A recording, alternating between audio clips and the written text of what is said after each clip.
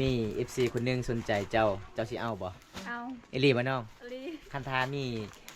FC สนใจเจ้านี่เจ้าอยู่นี่หรือว่าเจ้าไปอยู่ประเทศไทยถามมาครับ ใส่ก็ได้อยู่ใส่ก็ได้แค่จริงใจก็พอบ่เงินผู้ใหญ่ใจดีให้น้องเด้อ300,000กีบน้องเด้อมื้อหน้าถ้าไอ้เพิ่นอยากมีมายามมาได้บ่ได้เนาะเกิน3 บ้าน2เฮาประมาณซั่นนี้ก็มาได้เนาะตอนนี้กินข้าวกินน้ำบ่ตอนนี้บ่เร็วเล่นFC นี่เด้อภาษาเจ้าไปว่าจังใดจะโดยเร็วจะโดยเด้อน้องเว้าว่าจะโดยเด้อ FC ก็คือกินข้าวเด้อพี่น้องอายุ15 ปีบ่เจ้า17 ปีโอ้อีปีหน้าก็18 ปีน่าสิเอาผัวได้เนาะหมู่บ้านเจ้านี่เอาผัวประมาณอยู่เท่าไหร่น้องเอาผัวได้15ขึ้นไปบ่โอ้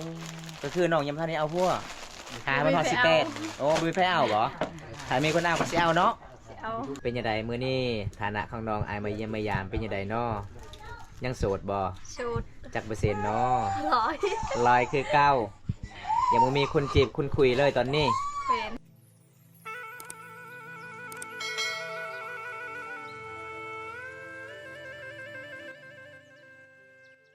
โอ้ระยะการเดินทางไปหมู่บ้านสาวโต๊ะพี่น้องโอ้ยคือสิฮอดหมู่บ้านน้องมันเป็นเรื่องง่ายๆเด้อทุกคน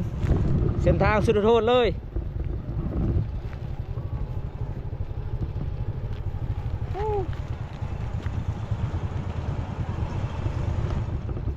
สุดยอดเพราะว่าหมู่บ้านสาวโต๊ะคือข้ามไปทางนั้นนะทุกคนเลยของสุนเผาโต๊ะมื้อนี้เดินทางกับทีมงาน3 คนคือเก่าเบิ่งสภาพเส้นทางพี่น้องเอาเป็นยังไงมื้อนี้ลุยบ่เส้นทางนี่บอกเลยเอาจังได๋ก็สู้เพื่อ FC แล้วก็เพื่อผู้ใหญ่ใจดีจากประเทศไทยทุกคนเส้นทางแบบนี้เขาก็ต้องลุยได้ต้องสู้เบิ่งนี่สุดโหดเลยทุกคนเลย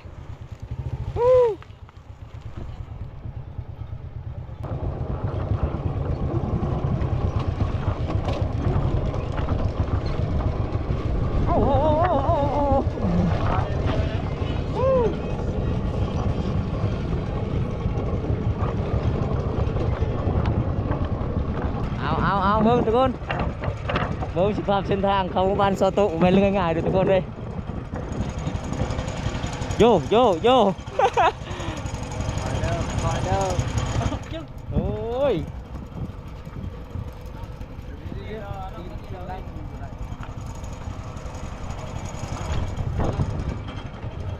สุดยอดเนาะเส้นทางเนาะเอาถึงงานเฮาโย่4 คันซ้อนเลยทุกคนเนี่ยเว้ยเอ้าก็มันเงี่ยงว่ะน่าหรอ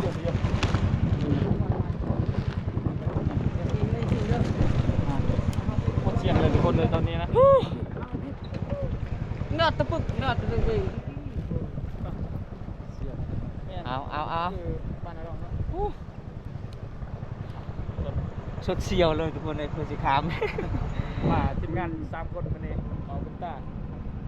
กับเมาบุ้มมาดีบักโลกนี่จะเย็นได้โอ้กินมาทางบ้านเฮาแบบโคตรกว่าเบิ้งทางนี้โอ้โหแมนคือโคตรสุดอ่ะเบิ้งถึงเชียวเลยรถนี่อีกประยูเลยเกิดไปบลอดทุกคนเลยสุดยอดมาเยี่ยมมายามซาวโตหมู่บ้านแสนทุกคนมันก็สิลำบากแน่จังใดก็ต้องสู้ครับ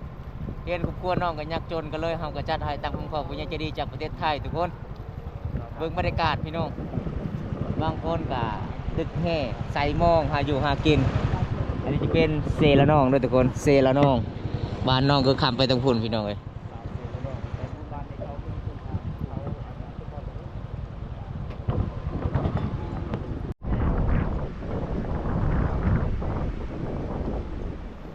อาทิตย์ตะกี้ดูดาวกระดาษจับตัวแต่ดอย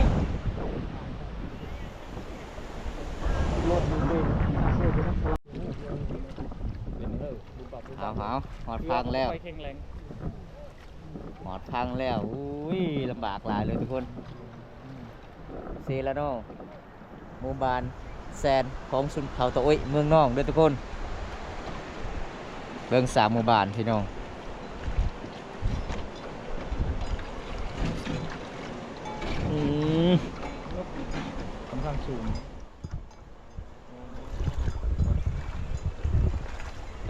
พื่อจะได้ไปมันง่ายเนาะมันคันมันเล็กอะ15คัน15คันต้อง15,000นี่ไปนอน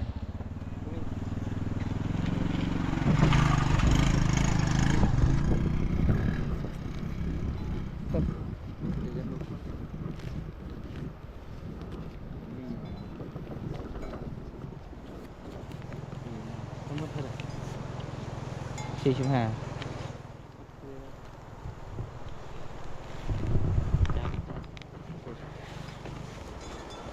ดกบ่มาตกบ่เราว่าเราเป็นใช่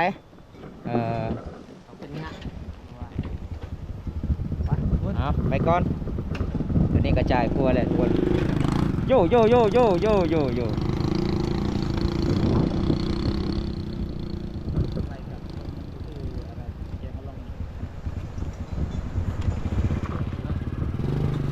โอ้เอากระสีมุ่งหน้าไปหมู่บ้านซอโตก่อนทุกคน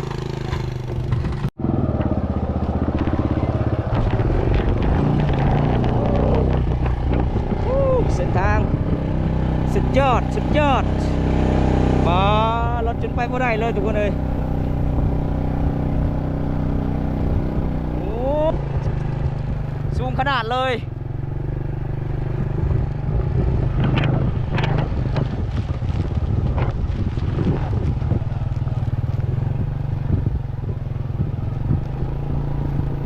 อันนี้เป็นเฮือนที่กระเจ้ากับมาท่าเฮือแล้วไม่ต้องไปจะบอก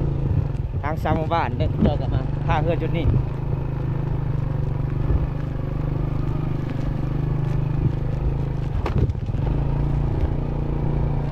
ยอดลายเลยเส้นทางแบบนี้พี่น้องระยะการเดินทางวันนี้บอมตากับบ่ได้ถ่ายทุกคนเพราะว่าเส้นทางมันกะสิลำบากนิดนึงพี่น้องเพราะว่าช่วงนี้กะใกล้สิฮอดนาเพราะว่าในหน้าพ้นมันกระบิดแล้วก็เลยเส้นทางมันกะสิค่อนข้างยากลำบากนิดนึงพี่น้องเอ้ยในหน้าพ้นตอนนั้นพี่น้องก็เลยบอมตากับบ่ได้ถ่ายอัปเดตในการเดินทางเมื่อนี้กะบอมตากะมาทำบุญพี่น้องเอ้ยมีผู้ใหญ่ใจดีจากประเทศไทยให้สะพานบุญให้ช่วยครอบครัวน้องโตน้องลูกคำพา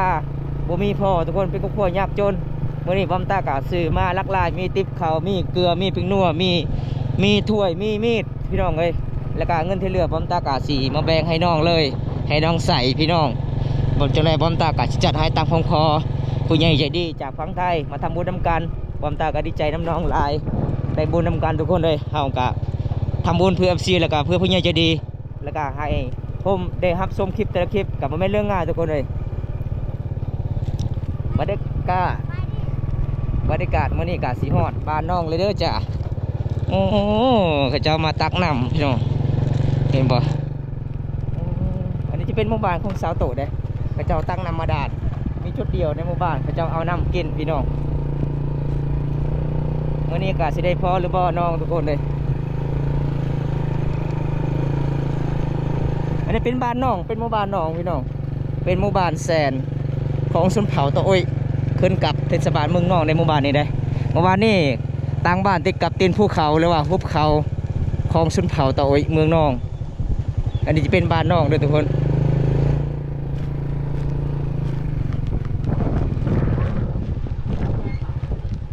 ได้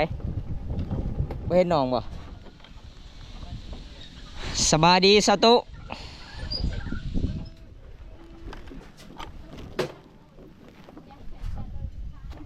เอาโอ้สิได้พ่อน้องหรือเปล่าวันนี้ทุกคนอันนี้จะเป็นเฮือนน้องอันนี้ยักขึ้นเฮือนคนสานน้องก่อนสิไปถามน้องก่อน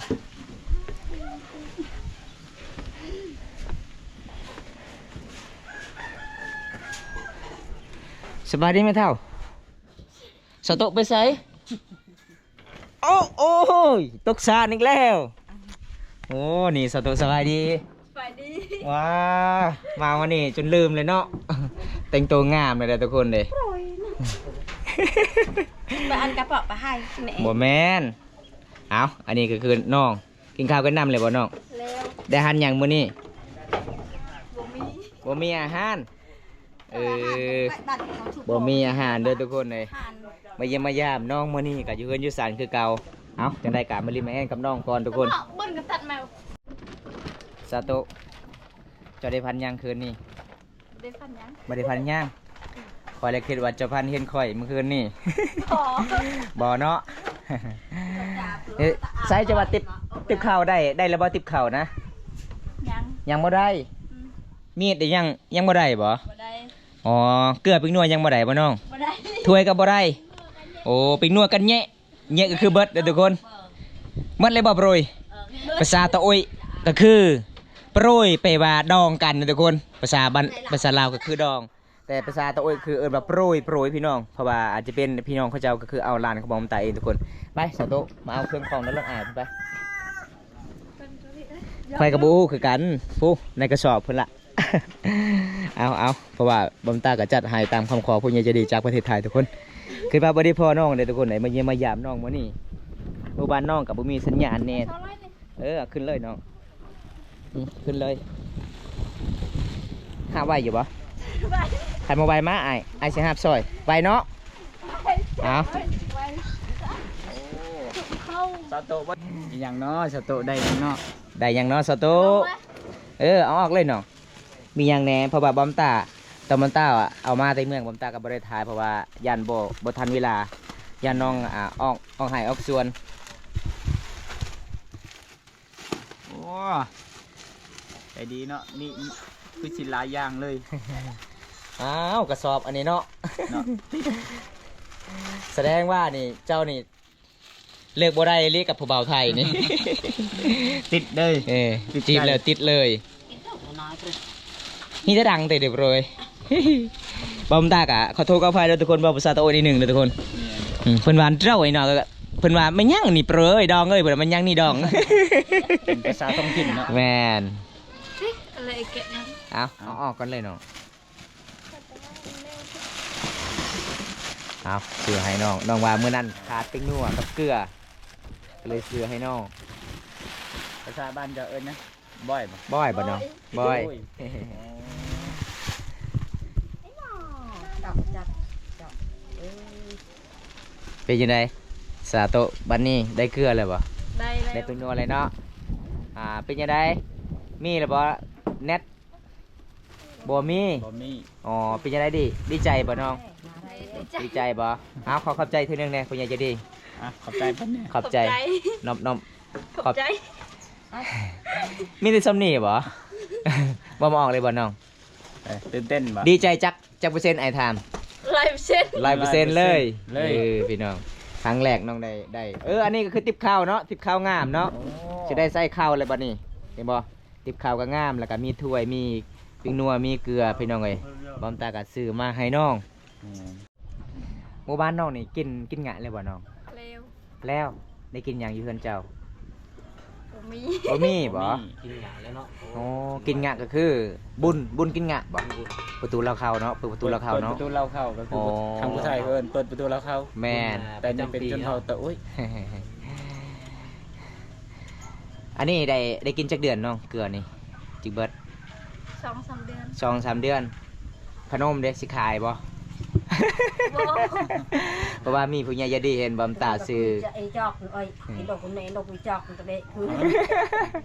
เมื่อนั้นมีผู้ใหญ่ใจดีเห็นคลิปบอมตาซื้อมาให้น้องแล้วก็ปลามีขนมกับบ่ลายก็เลยมีผู้ใหญ่ใจดีก็ซื้อให้น้องอีกพี่น้องมีติ๊บข้าวเมื่อนั้นอายไปเมื่อนั้นติ๊บข้าวก็บ่มีเนาะเฮือนเจ้าเนาะ แม่น ใส่ในกระสอบทุกคนเลยแล้วก็ถ้วยตักก็บ่มีมื้อนี้บอมตาก็ซื้อให้น้องมาเรียบร้อย หลังจากนั้นก็คือน้องดีใจ 100% เนาะ บ่ฮอดพันบ่ ฮอต ฮอดพันคันตาฮอดพันอันนี้มันเงินผู้ใหญ่ใจดีให้น้องเด้อ300,000กีบในน้องเด้อดีใจบ่ ดีใจ หลังจากได้เงินนี้แล้วให้นำแม่เลยว่าเจ้าสิไปเที่ยวบุญ ไปบุญอ้าวอีแม่เสียใจได้เบิ่งเว้ยแม่น่ะอยู่นำแนมเบิ่งใส่หม้อย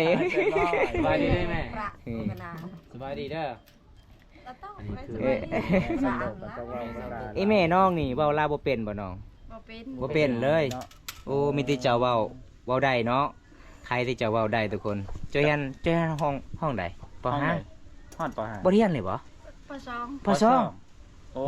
อันนี้อันบริการเก็บ แสดงว่าเจ้านี่เก่งเลยเนาะเขียนภาษาลาวเก่งเด้ จับนะเสียวพาถึง เจ้าไปเอาหยัง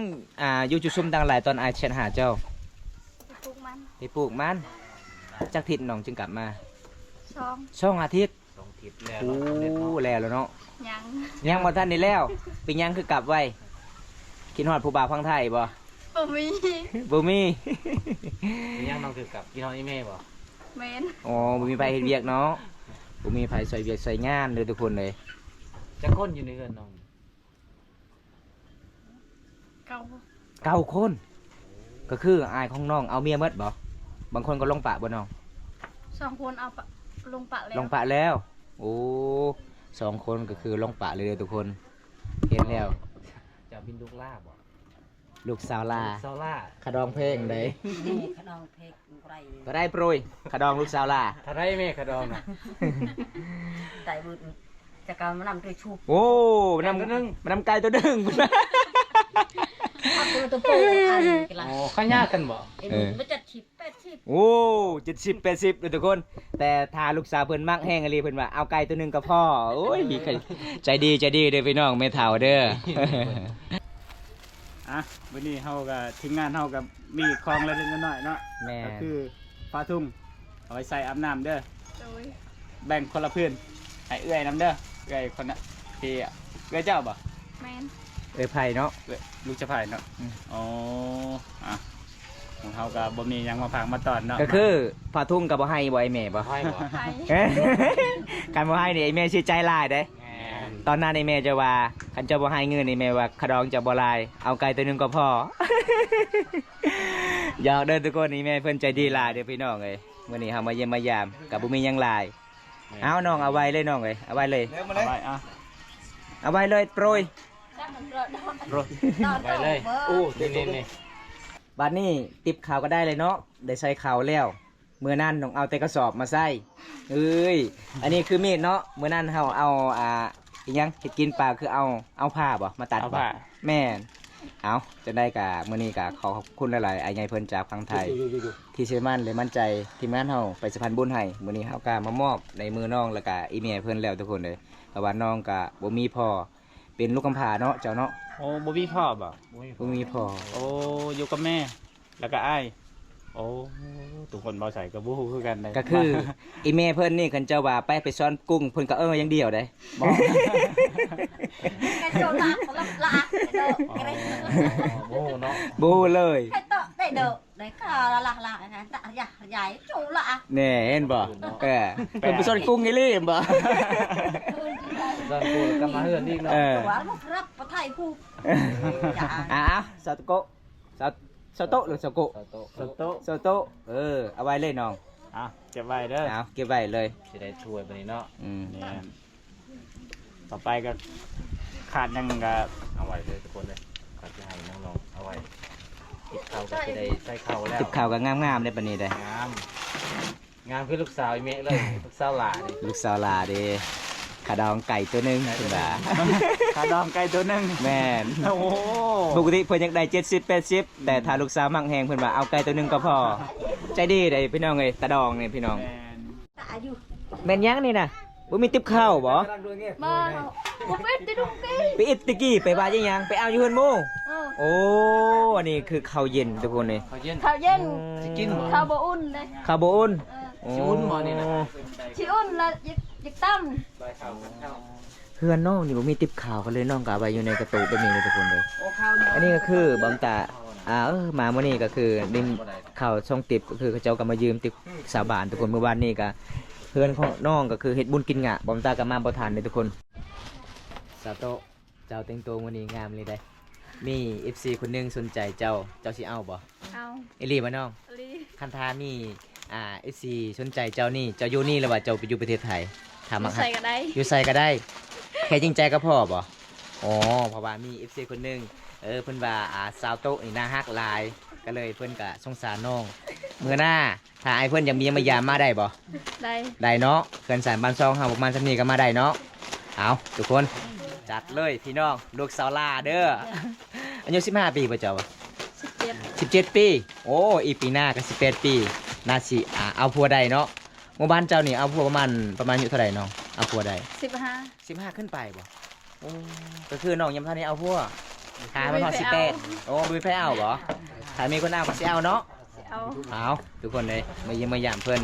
อยู่กันอยู่ศาลมื้อนี้น้องแต่งโตวแบบบานๆงามแบบธรรมศาสตร์ทุกคน มาเมื่อนั้นกะมี FC คอมเมนต์หลายๆคนเห็นคลิปที่บำตาให้น้องเงิน50,000กีบเพราะว่า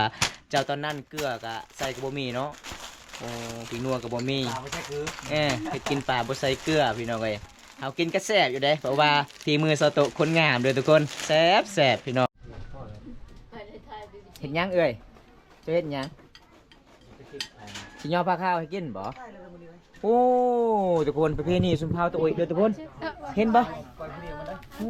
พี่น้องเพิ่นว่าจะโดยก็คือกินข้าวเด้อทุกคนนี่อาหารเฮือนซาวโตะเบิดคำสิเว้าแจวมะเขือให้ทุกคนเลยเกียวมงเอา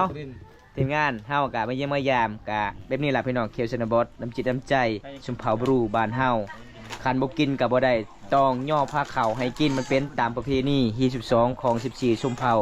มังกรกับตะโอยคือกันทุกคนเลยบ่ว่าจะเป็นแขกมาต่างเมืองต่างแขวงก็คือแบบนี้พี่น้องเอ้ยต้อนรับเป็นอย่างดีเลยเป็นบอกประเพณีของชุมเผาบ้านเฮาโต๊ะไข่มาเมื่อนี้ได้กินอาหารแซ่บเนาะตอนนี้กินข้าวกินน้ำบ่ตอนนี้บ่ แล้วจะกินแล้ว ตอนนี้ก็คือเจ้าย่อทีมงานเฮากินบ่น้อง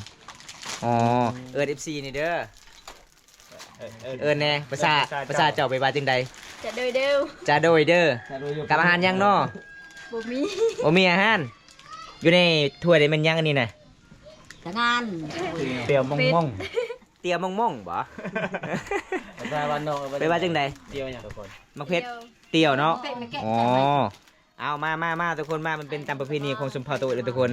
น้องว่าจะโดยเด้อ FC ก็คือกินข้าวเด้อพี่น้องเอาประเพณีบ้านเฮาเอาเปิดให้แน่น้อง เปิดบ่คันขึ้นเฮือนแล้วบ่กินบ่ได้เลย เอาเจ้าของกินก่อนอ่ะ เอาประเพณีชุมเผาตัวบ้านเฮาแบบนี้เลยทุกคน คำข้าวรถ อ๋อเอาลงมือเด้อทุกคน เป็นยังไง นี่ ข้าวน้องแซ่บอยู่บ่แซ่บ บ่แม่นเซฟข้าวเซฟน้อง มาเด้อทุกคนประเพณีบ้านเฮาที่12ของชื่อชุมเผาตัวกำมะกองคือกันทุกคนคำบ่กินก็บ่ได้ต้องจำแบบนี้เด้ประเพณีบ้านเฮา กะบ่ได้ ถ้าหาบ่กินเฮาไปหมู่บ้านน้องมีตีนรถไปบ่รอดแน่นอนเด้อทุกคนเด้ต้องกินแบบนี้เด้ประเพณีชุมเผาตัวกับสุพรรณมังกรคือกันพี่น้องแซ่บเนาะจะตำมังเผ็ดเนาะ เอ็ม เซฟ เอ็ม แซ่บลึเอ็มลึเอาขอบใจหลายเลยน้องเด้อ โดย เอาไว้เล่นน้อง ถึงว่า โอ้ยเป็นน้องไว้มากเมื่อนี้ลืมซื้ออาหารให้น้องกินทุกคนเลย ตามประเพณีเฮานะ แต่เฮาก็ต้องจำตามประเพณีพี่น้อง ไม่ได้เอาคนบ่กินก็บ่ได้เนาะบ่ได้อ่ะทุกคนน้องกันจะเก็บไว้แล้ว เอาติดข่าวเจ้าดิเอาไม่ยั้งสายมันปิ่นทางนี้อีก เอาวันนี้มือฮือน้องก็จะได้เปลี่ยนติดนี่ทุกคนเรือนสารบานซองน้องประมาณสักนี้ได้เห็นบ่อันนี้บ้องเขาเจ้าเอาไว้เครื่องของต่างๆพี่น้องเครื่องน้องถ้วยกับบ่มีอันนี้คือเมียที่บนทาซื้อให้น้องทุกคนเลยเห็นแล้วก็สงสารน้องหลายเลยตอนนั้นบอมตามมายังคือเอาผ้าแล้วมาตัดเอาตัวนี้แหละมาตัดทุกคนเห็นบ่ประมาณสักนี้พี่น้องน้องเป็นลูกกำพร้าสาวโตมื้อนี้ไอ้มาเยี่ยมมายามเจ้ามีหยังหลายในน้องเด้อเป็นยังไงมื้อนี้ฐานะของน้องไอ้มาเยี่ยมมายามเป็นยังไงน้อยังโสดบ่ ชุด จักเปอร์เซ็นต์น้อ ร้อย คือเก้ายังบ่มีคนจีบคนคุยเลยตอนนี้ เป็น คันท่ามีคนอยากคุยกับน้องหมู่บ้านน้องนี่ต้องไปหาอยู่สายจุดมีสัญญาณน้อง ทาง อยู่ทางบ่ต้องออกนอกจากหมู่บ้าน เจ้าบ่ได้ย่านบ่น้องไปกลางคืนบ่ ย่าน ย่านคือกัน แต่เฮาหมู่บ้านเฮาบ่มีสัญญาณเนาะต้องไปหาจุดมีสัญญาณเอาทุกคนถ้าผู้ใดอยากจีบน้องก็สามารถจีบได้เด้อทุกคนเลยเป็นหมู่บ้านแสนดูทุกคนชุนเผาตะโอยเมืองน้องจะได้บอมตากาสิปิดไว้ซำนี้ถ้าผู้ใดรับชมคลิปนี้แล้วก็ฝากกดไลค์กดแชร์กดติดตามฝากเป็นกำลังใจบอมตาให้คลิปตอนต่อไปเด้อพี่น้องเมื่อนี้ก็ขอขอบคุณอีกทีนึงผู้ใหญ่ใจดีจากประเทศไทยที่ซื้อมันและมันใจบอมตาแล้วก็ไปสะพานบุญมาทำบุญนำกันพี่น้องไอ้บอมตากาสิกลับบ้านพี่น้องเพราะว่าเดินทางเมื่อนี้ก็ลำบากแน่เส้นทางตกประมาณ20 ปลายกิโลเด้อพี่น้องแต่เส้นทางหมู่บ้านน้องนี่ขามซีละน้องบอมตาเกือบตกเรือพี่น้องเอ้ย จะได้ไอเขากลับก็ได้น้องเด้อเมื่อหน้าพบกันใหม่เนาะบายบาย FC แน่ บ๊ายบาย